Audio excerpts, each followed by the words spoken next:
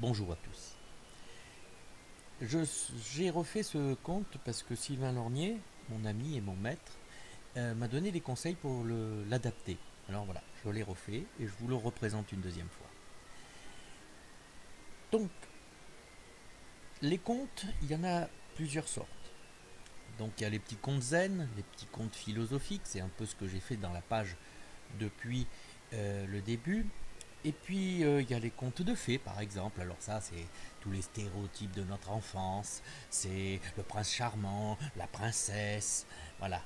Moi je dois à ces contes mon syndrome du chevalier blanc. Mais bon ça c'est autre chose. Alors, et pour servir ces contes, il y a des conteurs. Et moi j'en connais un. Il y en a plusieurs mais j'en connais un qui m'a impressionné. C'est Monsieur Kamel. Kamel, lui, c'est un conteur qui va pas compter avec la parole, non, non. Il va compter avec son cœur et avec son âme. Et il va toucher le public avec son cœur et son âme. Et ça, c'est impressionnant. Ça, c'est vraiment impressionnant. Et c'est une leçon d'humilité pour les autres conteurs. Alors, ce petit conte que j'ai trouvé, qui est une farce, hein, une farce paysanne que l'on trouve dans les folklores paysans. On trouve beaucoup de farces. Ce petit conte me permettra de comment dire de faire un petit hommage à ce grand monsieur qu'est Kamel. Voilà. Bon, à la fin du petit film, vous verrez aussi une photo de Kamel, de moi-même et de Callisto, un conteur kanak. Et puis dans le film, vous allez voir aussi des photos du festival de Thio. Alors c'est un festival qui compte énormément pour moi. D'abord parce que bah, c'est le premier festival que j'ai fait à l'invitation de Sylvain Lornier.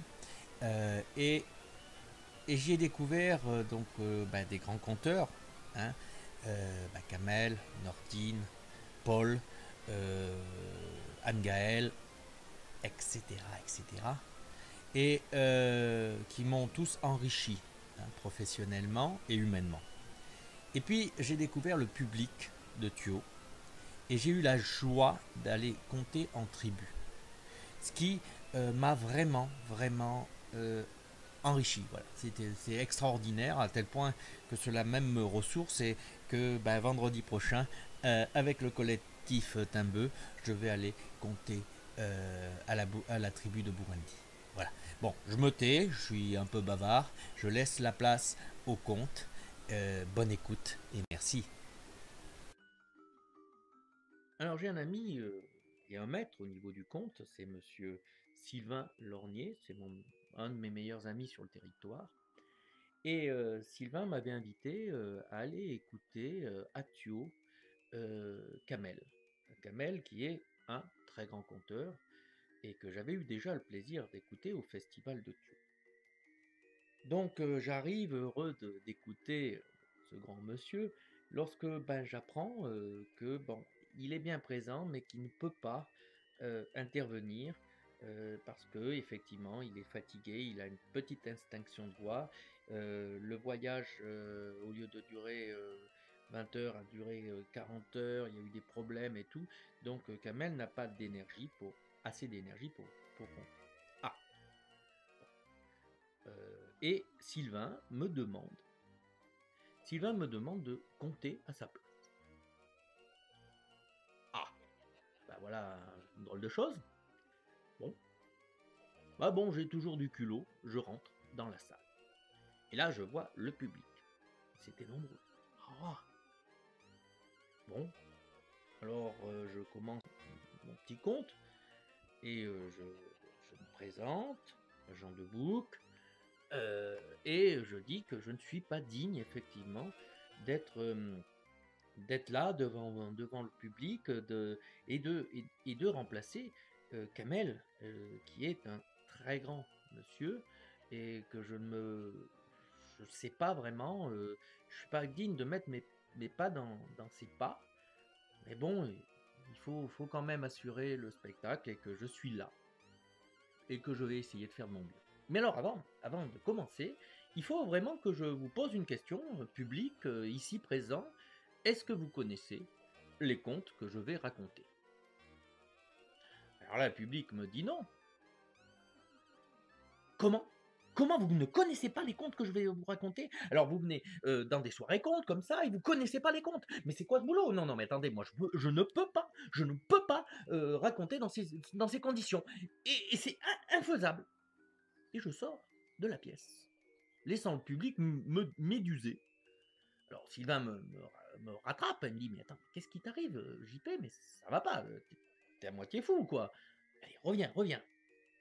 Bon, il négocie un peu, je rentre et je dis: «Bon, bah, messieurs, dames, c'est beaucoup d'honneur. C'est beaucoup d'honneur d'être devant vous.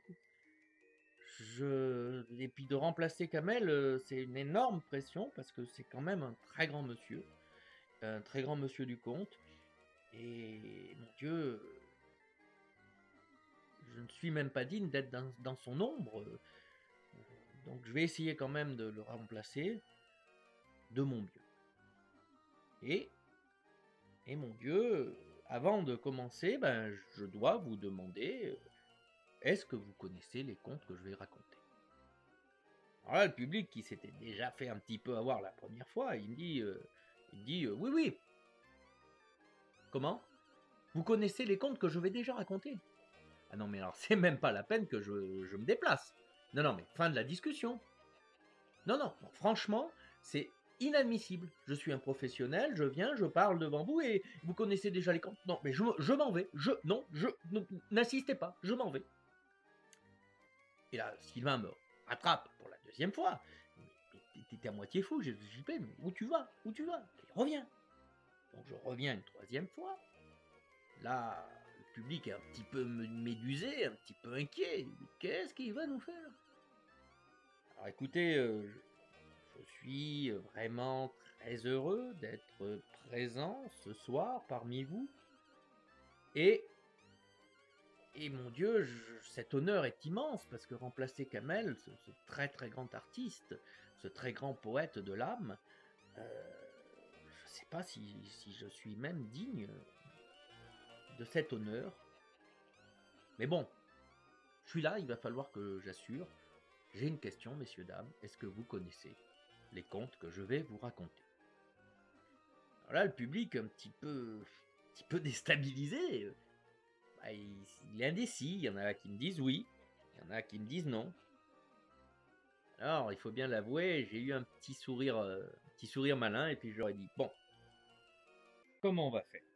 Ceux qui connaissent les contes, eh bien, vous allez les raconter aux autres».